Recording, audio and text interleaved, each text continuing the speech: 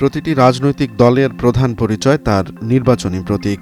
নতুন দল গঠন করার পর যেটার মাধ্যমে তাদের দলীয় সকল কার্যক্রমের পাশাপাশি প্রতীকের মাধ্যমে পরিচিত হয়ে ওঠে রাজনৈতিক দলটি। এনসিপি তাদের নতুন রাজনৈতিক দল গঠন করার পর দলীয় প্রতীকের জন্য নির্বাচন কমিশনের কাছে আবেদন করে।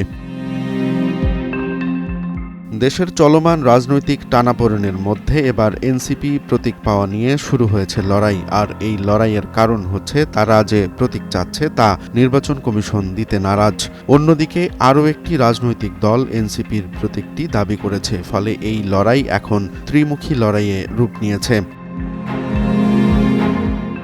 নির্বাচনী প্রতীক হিসেবে শাপলা না পেলে রাজনৈতিক লড়াইয়ের ঘোষণা দিয়েছেন জাতীয় নাগরিক পার্টি এনসিপি।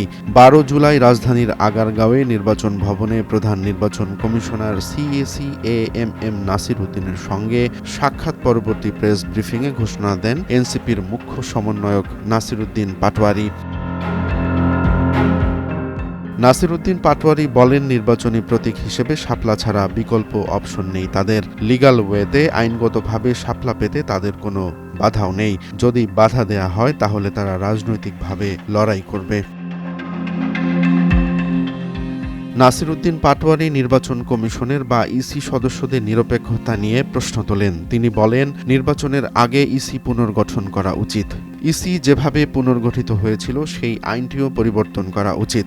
নাসির উদ্দিন পাটোয়ারি অভিযোগ করে বলেন, ইসির অনেকে দলীয় মুখপাত্র হিসেবে কাজ করছেন, তবে এই ইসিতে যারা নিজেদের ভালো কাজের পরিচয় দিয়েছেন তাদের রাখা যেতে পারে। সিএসির সঙ্গে বৈঠকে এনসিপির ৫ সদস্যের প্রতিনিধি দল অংশ নিয়েছিল।